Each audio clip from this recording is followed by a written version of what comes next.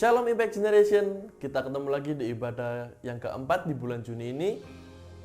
Hari ini kita masih menjalani ibadah online. Kalian bersabar dulu, kita doakan saja yang terbaik untuk Indonesia agar pandemi ini segera berakhir. Mari kita mulai. Sebelum kita mulai, mari kita berdoa dulu yuk. Bapa, kami mengucap syukur Tuhan atas berkat dan penyertaan-Mu, sehingga kami dapat mendengarkan sharing online ini Tuhan.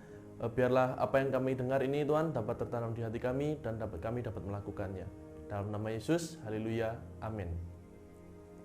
Materi hari ini yaitu berjudul Bring Together.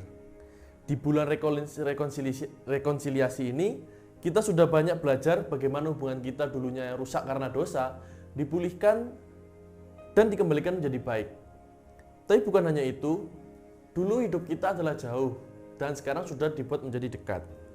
Dan diri kita pribadi didamaikan dengan Allah, kita bisa menerima diri kita dan selalu bersyukur, dan kita akhirnya dapat memberi dampak yang baik untuk orang lain. Hari ini kita belajar bahwa rekonsiliasi itu juga berarti bring together atau hidup kita dikembalikan bersama-sama. Tujuan Yesus datang ke dunia supaya umatnya bisa bersama-sama lagi dan bersekutu dengannya. Bapa senang dengan kebersamaan, Tuhan benci perpecahan. Dia nggak suka perceraian. Bapa sangat senang dengan kerukunan. Dia sangat menyukai rekonsiliasi. Kita baca di 2 Korintus pasal 13 ayat yang ke-11b. Sehati sepikirlah kamu dan hiduplah damai sejahtera. Maka Allah, sumber kasih dan damai sejahtera, akan menyertai kamu. Amin. Allah kita itu adalah Raja Damai. Amin. Sumber kasih dan damai akan selalu menyertai kita. Ketika kita hidup dalam damai sejahtera, kerukunan sehati dan sepikir. Dalam Bilangan 6 ayat 26 dikatakan, Tuhan menghadapkan wajahnya kepadamu dan memberi engkau damai sejahtera.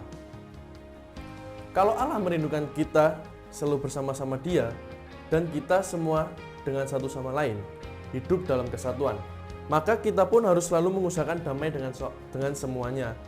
Dalam Matius 5 ayat 9, berbahagialah orang yang membawa damai, karena mereka akan disebut anak-anak Allah. Kita semua pasti inginkan disebut sebagai anak-anak Allah. Maka dari itu kita sudah membaca bahwa kita pun harus selalu mengusahakan damai dengan semua orang. Amin. Sekarang kita baca di 1 Petrus pasal 3 ayat 10-11. Siapa yang mau mencintai hidup dan mau melihat hari-hari baik, ia harus menjaga lidahnya terhadap yang jahat dan bibirnya terhadap ucapan-ucapan yang menipu. Ia harus menjauhi yang jahat dan melakukan yang baik. Ia harus mencari perdamaian dan berusaha mendapatkannya. Jadi teman-teman IG, damai itu tidak didapat dengan sendirinya atau secara tiba-tiba, melainkan kita itu harus mencarinya dan mengusahakannya. Seperti yang dikatakan 1 Petrus pasal 3 ayat 10-11, yang ayat 11-nya, ia harus menjauhi yang jahat dan melakukan yang baik. Itu merupakan contoh yang harus kita usahakan. Ada juga, kita itu harus menjaga lidah terhadap yang jahat dan bibir terhadap ucapan-ucapan yang menipu. Seperti itu. Coba kita baca 1 Tesalonika 5 ayat 13 dan 15. Ayat 13, dan supaya kamu sungguh-sungguh menjunjung mereka dalam kasih karena pekerjaan mereka. Hiduplah selalu dalam damai seorang dengan yang lain. Perhatikanlah supaya jangan ada orang yang membalas jahat dengan jahat, tetapi usahakanlah senantiasa yang baik terhadap kamu masing-masing dan terhadap semua orang. Ini juga merupakan cara yang kita harus capai untuk mendapatkan kedamaian atau damai. Dengan cara supaya jangan ada orang yang membalas jahat dengan jahat. Firman yang kita baca tadi adalah sebuah perintah yang terus-menerus harus dilakukan oleh orang percaya. Kita itu hidup di tengah-tengah keberagaman ya, ada suku yang banyak, agama yang banyak. Bagaimana jika orang lain tuh gak sependapat dengan kita, bertentangan pendapat dengan kita?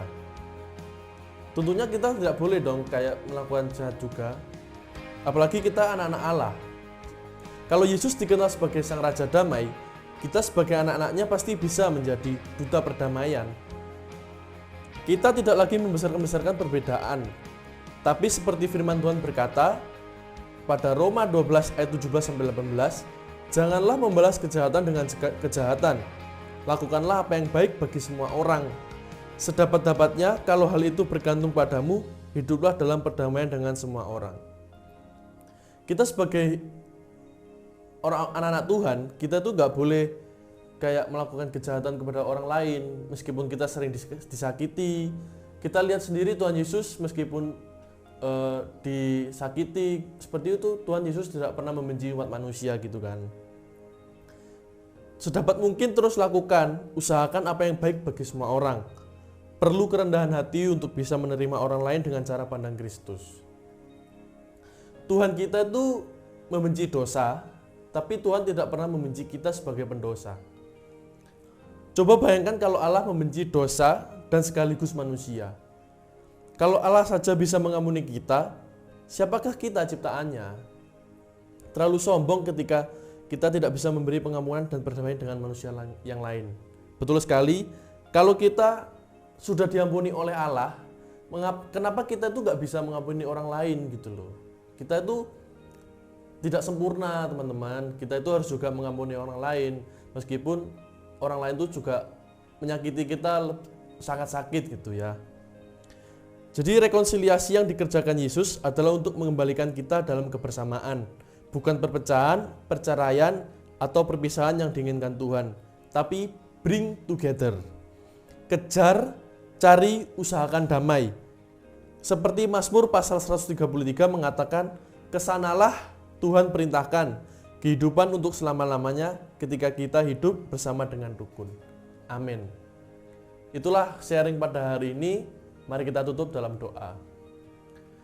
Bapak, terima kasih Tuhan untuk sharing yang telah disampaikan Tuhan. Kiranya sharing ini dapat tertanam di hati kami dan kami dapat melakukannya Tuhan. Kiranya damai-Mu selalu dalam kehidupan kami dan biarlah kami belajar untuk mengampuni orang lain Tuhan.